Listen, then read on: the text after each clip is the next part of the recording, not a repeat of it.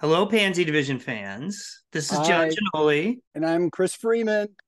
and, and we're here to talk about the 30th anniversary of Pansy Division's very first record, which was our 45 of Femina Black Leather Jacket. The actual exact date is lost to time, but it came out about 6 weeks before Christmas. We wanted this record out before Christmas because it had a Christmas song on it. So the three songs are Femina Black Leather Jacket on the A side, and Homo Christmas, which actually was on side one, but we think of as a B side. And then on the other side, the flip side was Smells Like Queer Spirit, which was our rewritten Nirvana cover.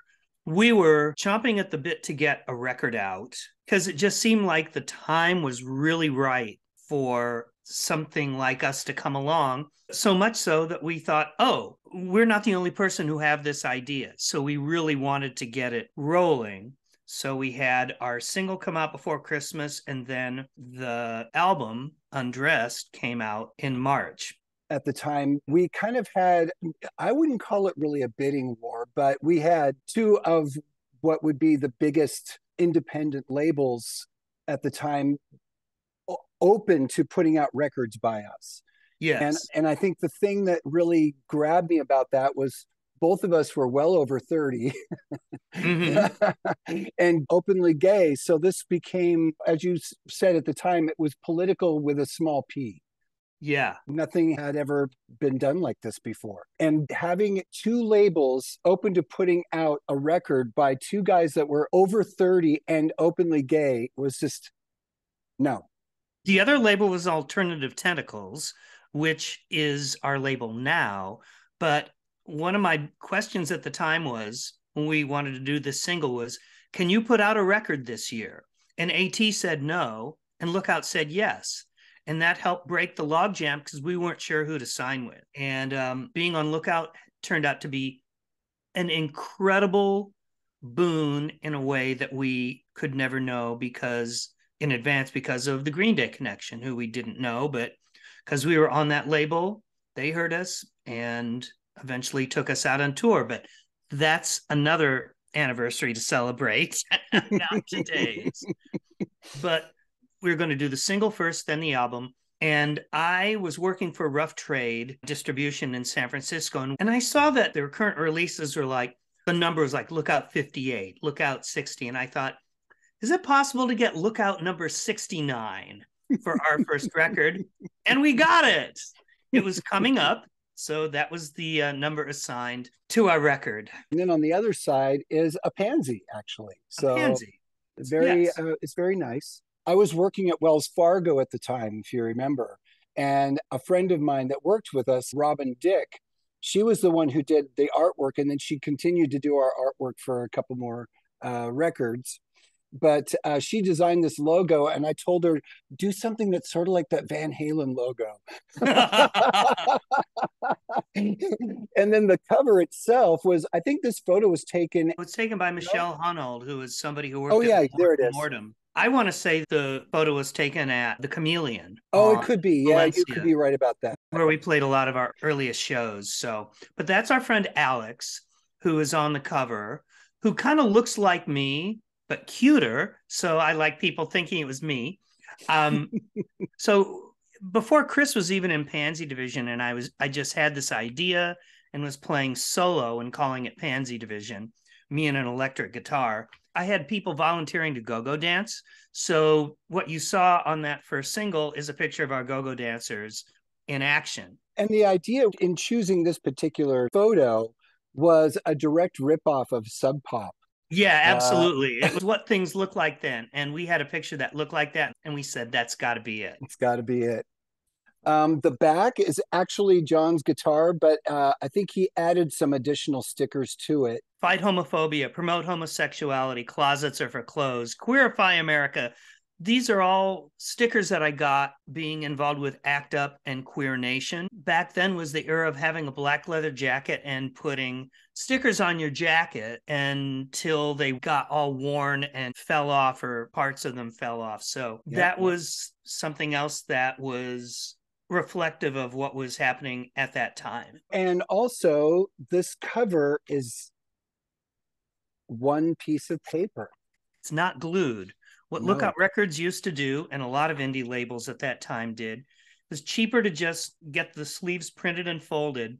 They'd send them to you at the label, and then you would take a white sleeve and then sleeve the record and then stick it inside and then put it in a plastic bag. So you can do that when you're not selling that many records. I think the single ended up selling about 5,000 copies, That's but pretty darn good. pretty good. Yeah. And that's over a 5 or 6 year period. Eventually, they didn't repress it. On the inside, oh, you have it too. All right. Yeah. The inside, So, I wrote the lyrics to the 3 songs, and then handwritten by lyrics. me. Then there was room to write something else. There was like 4 columns. So I had a dream, August 4th, 1992, and I wrote it down and I put it in the sleeve, and I'm going to read it to you right now, because even if you know the songs, unless you bought this record, you didn't have this little bonus. It's afternoon in San Francisco, and I'm marching in a demonstration with Richard Edson, who was in the film Stranger Than Paradise and who used to drum for Sonic Youth. It's a long march, but we're carrying a huge, heavy gray duffel bag. It takes 2 of us to carry it. It turns out the bag contains Bongwater's drum kit and a good band from the early 90s. And after the protest is over, we carry the duffel bag into a club, because that night, Pansy Division are opening for Mick Jagger. Mick Jagger was going to do a small club tour, and we had sent a tape to his management asking to open for him, and they said we could. Of course, life's that easy. So we lug our equipment over to the club and load it in. The other band's instruments are all set up, but nobody's there. Then there's a phone call for us, and I take it, and it's Mick himself on the phone. He says hello, then tells me in that voice of his that there's a problem. He says it's a dream. He's low on funds because he had to pay off the cops, and he also had to pay someone to wash the keyboards. Then the dream ends. I love random stuff like that. It's a very personalized single, if you will. Yeah. So now to the songs. All 3 of these songs were recorded at Komotion, which does not exist any longer. It was studio in the Mission in San Francisco. Yeah, and they actually was a performance space and studio and all sorts of stuff. So the engineer was Fred Cirillo, and Jeff Mann, I remember he was around doing stuff too. And the drummer was Patrick Hawley. Otherwise, it was just you and me. Feminine Black Leather Jacket, it's the first song that anyone heard if they just bought the record and put on the first song. And we're still playing it today. In fact, I think we opened with it at the last show we played. And it was the first song I wrote for Pansy Division.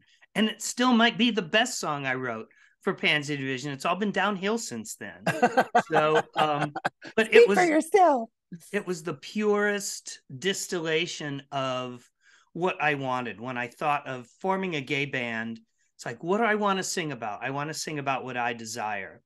And A Feminine Black Leather Jacket was something I saw a lot of in San Francisco in the early 90s. There was a period where so many gay guys had long hair. I had long hair, so I loved that and grew mine out. It was my idea to start this band, and I found Chris right away. But, Chris and I have completely opposite tastes in men. So Chris is never going to go for a Feminine Black Leather Jacket. But I did, and that was my vision. To me, it's like this sort of 60s pop girl group Motown kind of thing with a bit of punkish jangle. So it really had the sound I wanted, and it had the lyrics that I'd been craving to hear. And it just seemed like an obvious choice to be the first single. Homo Christmas after that was written in 20 minutes. I don't know if you remember this, Chris, but right before Christmas of 91, we had a show in December, and we were going to go rehearse like for an hour before we loaded up our stuff and went over. And so I wrote this song that afternoon right before I left to go over to your house to rehearse. So I plagiarized myself. I stole a lot of the music from a song I had written in another band. So it's like instant song. We learned it in a half hour and then we played it that night.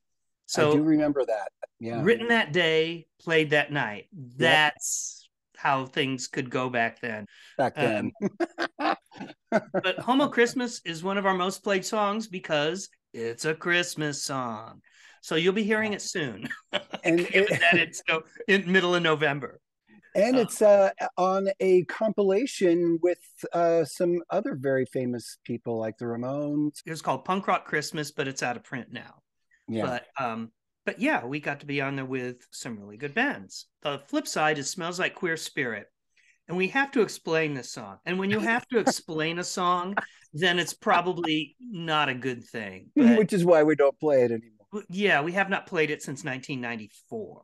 I think we would have been better off writing a song instead of rewriting the Nirvana song, but that's what we did because in 1992, Nirvana was everywhere, and we love Nirvana, and we love Smells Like Teen Spirit, but for the first year or so after Nevermind came out, you couldn't understand a lot of the words, or if you did, you weren't sure that those were really right. So we thought, what if he's gay? What if he's slurring the words and making them hard to understand because there's gay content in there? And we also thought that his lyrics sounded really random. That part was right. But we thought, okay, well, let's imagine he wrote gay lyrics and that they were kind of random. So the first things that I thought of kind of made it into the song, which, well, Chris, tell me what you said earlier about playing it live. For me, when I think of this song, I think of the time when we were playing it. I think we just wanted something really fun to end our sets on. And doing covers was something that we knew that we wanted to do because having a cover song being played by a gay band shone a different light on the song and gave it a different context. Yeah. And at the same time, I think there was that Nirvana video where they were in dresses. So we thought, they've got to be friendly. Nobody does that unless they're friendly to our community. So we wanted to shine that light on it by doing it. And at that time, because it was everywhere, when we played it, everybody in the crowd erupted, even the dancers, because there was a line about, and I think that was put in there intentionally, John, put it in there intentionally, because our dancers would spray Silly String at the last song, and then it became the last song, and then you incorporated the lyric so they could specifically play the Silly String on the audience. Which was an idea that I stole from the movie, A Music War, when Athletico Spiz 80 did Captain Kirk and the singers spraying Silly String. And I just was like, yeah, I want to do that. It's pretty silly. But I don't think time has been good to our cover. I wanted to write songs that had timeless. How long is timeless? But I didn't want to write songs that would become outdated. And I think the other two have not. But Smells Like Queer Spirit got outdated pretty fast. And we had a fear that that might be the case. And we debated whether we should even record it or release it. We knew it was going to be a B-side if we recorded it. But, I think it's one of my least favorite Pansy Division songs now. But, man, it was fun to play. And it was really great at that moment, but we are not at that moment anymore. I mean, this might have even been one of the moments, this might have been taken while we were playing that song, because it was really cathartic, I think, when we played it, and everyone had a great time. And so that's what I carry with me. But yeah, when I listen to it, I cringe. But, the single did its job. It got us attention. It got Nirvana's attention too. They knew about us. So it was like, I think they liked that.